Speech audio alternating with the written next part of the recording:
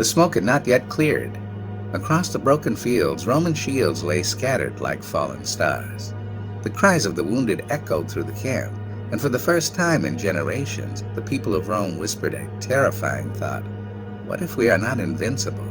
This was Rome at its lowest moment, shaken, humiliated, and surrounded by enemies who believed the giant had finally begun to fall. News of defeat traveled fast. Allies doubted Rome. Rivals sharpened their swords. Inside the Senate, fear disguised itself as anger, and anger demanded impossible answers. The Republic had lost men, pride, and confidence.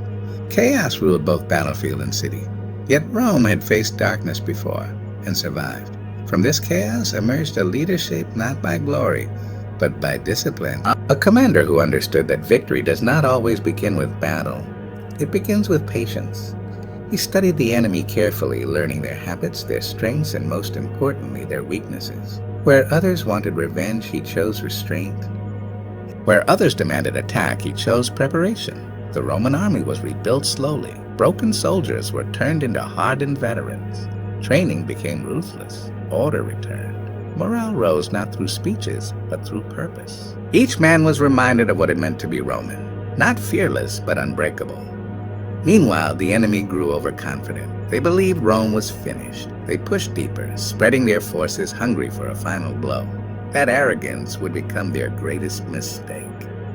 When the moment came, Rome struck, not with rage, but with precision. The battlefield was chosen carefully. The formations were tight, disciplined, silent. The Roman commander avoided chaos and forced the enemy to fight on Roman terms. The traps were laid, supply lines were cut. Small victories began to stack like falling dominoes. Then came the decisive clash. Steel met steel. Dust swallowed the sky. The same army once mocked as defeated now moved like a single living machine. Shields locked. Commands echoed. Step by step, Rome advanced. The enemy, once confident, now panicked. That formation cracked. And momentum died. And in that moment, history turned. What had begun as Rome's darkest hour became its greatest comeback. The battlefield fell silent. Not with despair, but with triumph. Against all odds, Rome had risen again. Not because of luck, but because of discipline, patience, and the refusal to accept defeat. This victory changed everything.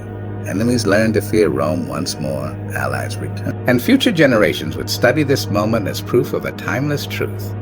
Rome did not win because it never fell. Rome won because it always stood back up. From chaos to victory, Rome's greatest comeback battle victory on the battlefield did not end Rome's struggle. It transformed it. As the sun rose after the decisive clash, Roman soldiers stood among the fallen, exhausted yet awakened. This was more than a win. It was proof that Rome's spirit still burned, but the commander knew something dangerous. One battle does not end a war. The enemy was wounded, not destroyed. Word of Rome's comeback spread like wildfire. Across rival camps, confidence turned into doubt. Leaders who once laughed at Rome now argued among themselves. Some demanded retreat, others called for one final desperate strike. Their unity, the very thing that had once made them powerful, began to crack. Rome watched patiently. Instead of rushing forward, the Roman general did something unexpected. He slowed the war. He avoided unnecessary battles. He forced the enemy to chase shadows, to march long distances, to bleed supplies. Every delay weakened them. Every small Roman victory strengthened discipline. This was Rome's true weapon, control. Villages once afraid opened their gates again. Allies returned cautiously and proudly. Roads were secured, supply lines rebuilt. The Republic, once trembling, began to breathe again. But the enemy, driven by pride and desperation, prepared everything for one final confrontation, a battle meant to erase Rome forever. They gathered their strongest warriors. They chose open ground. They wanted noise, speed, and shock. They wanted to overwhelm Rome in a single crushing blow. What they didn't realize was that Rome wanted this moment too. On the morning of the final battle, silence hung heavy over the Roman ranks. Armor gleamed, shields locked.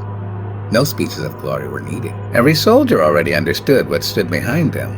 Their city, their families, their identity, the enemy charged with fury. Rome did not panic. The front lines held firm like stone. Missiles flew. Commands rang out with perfect timing. When the enemy pressed forward, Roman formations bent but did not break. Then came the counter move, precise and devastating. Flanks closed in. Escape vanished. Confusion spread. What began as a powerful assault collapsed into chaos. The battlefield became a lesson written in blood.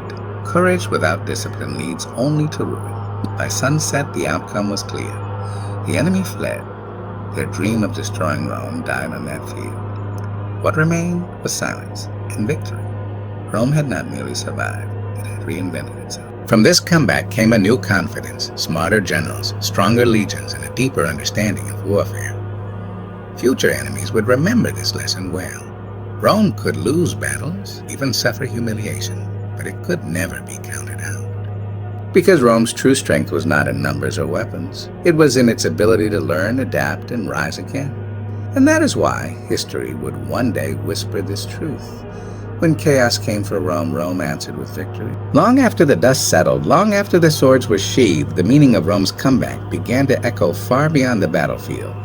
The victory was not celebrated with wild pride, but with quiet understanding. Rome had looked into the abyss and survived. The Senate recorded the triumph, poets sang of it, and soldiers carried its memory like a scar that had taught them strength.